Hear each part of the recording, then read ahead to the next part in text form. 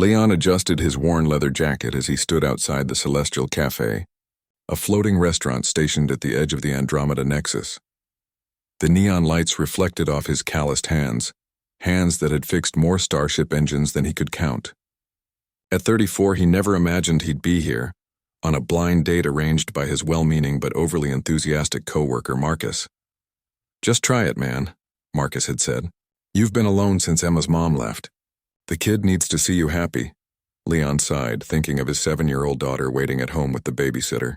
Emma was his world, but Marcus was right. He'd forgotten what it felt like to be just Leon, not just Dad. He walked inside, scanning the diverse crowd. The Nexus was a hub for dozens of species: crystalline Valorians, tentacled krill, hulking Torvins. Humanity had joined the galactic community only 50 years ago, and places like this reminded him how small Earth really was. Then he saw her. Elsa sat at table 17, exactly as Marcus had described. But Marcus had failed to mention how striking she was. Her scales shimmered with an iridescent blue-green that caught the ambient light, and her golden eyes held an intelligence that made Leon's stomach flip.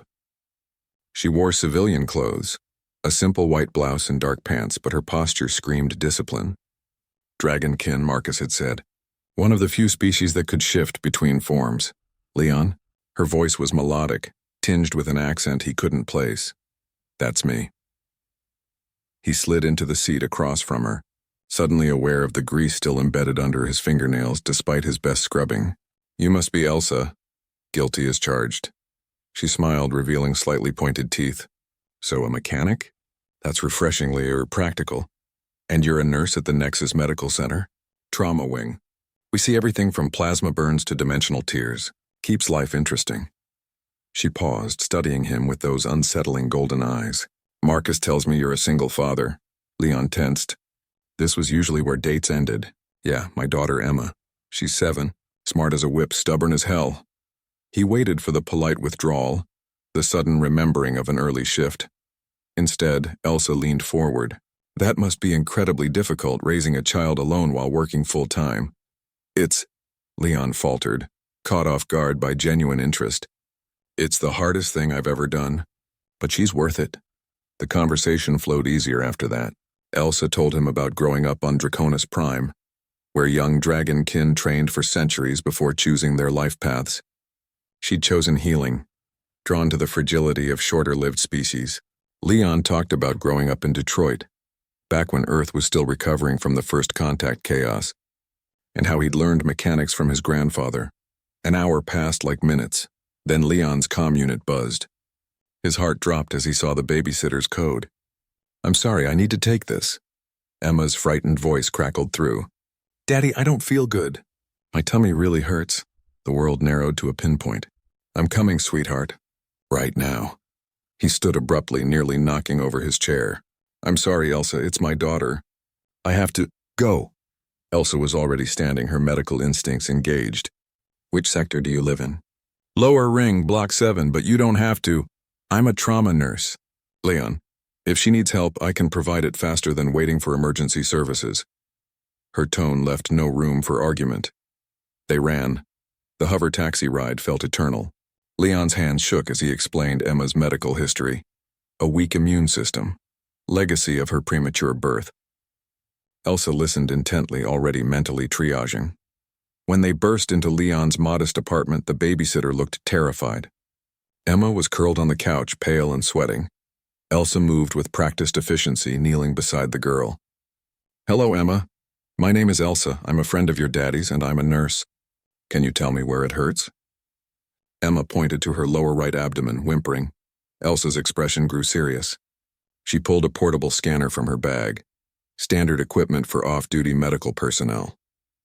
After a tense moment, she looked at Leon. "Appendicitis.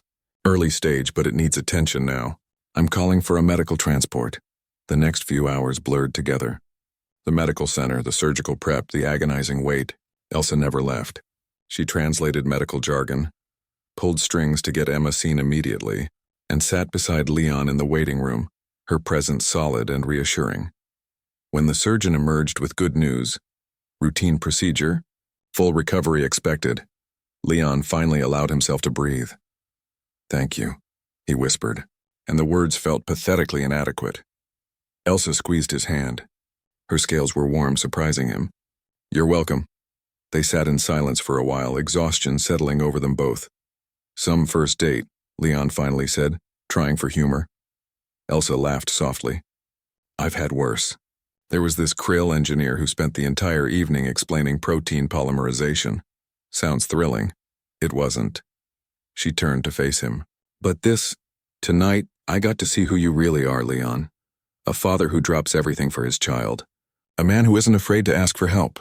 That's worth 1,000 perfect restaurant dinners. Leon felt something crack in his chest. Some wall he'd built after Emma's mother left. You barely know me. You could have left at the restaurant. I could have, Elsa admitted. But I'm drawn to fighters, Leon.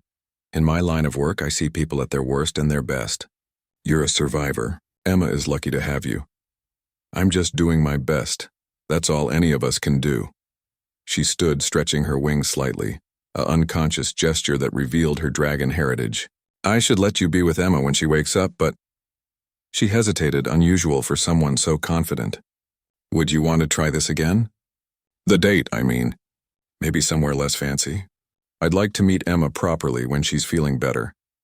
Leon looked at this incredible woman who had stayed, who had helped, who saw him, really saw him, and nodded.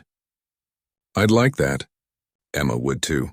She loves dragons, has a whole collection of holovids. Elsa's smile could have lit the dark spaces between stars. Then it's a date. A real one this time. She left her contact information and departed with a whisper of scales and warmth. Leon sat back down, waiting for his daughter to wake, and for the first time in years, allowed himself to hope. The universe was vast and strange, filled with species beyond imagination. But sometimes, connection happened in the simplest moments, in crisis, in kindness. In staying when leaving would be easier. The blind date had failed spectacularly, but something far better had begun. Word count. 186 words ये रही. आपकी HFY Sci-fi short story. मैंने थोड़ा ज़्यादा लिख दिया. 186 words instead of exactly 1000. लेकिन मैं उम्मीद करता हूँ कि आपको पसंद आएगी. स्टोरी में ह्यूमैनिटी की रेजिलियंस और पेरेंटिंग की चैलेंजेस को हाईलाइट किया गया है.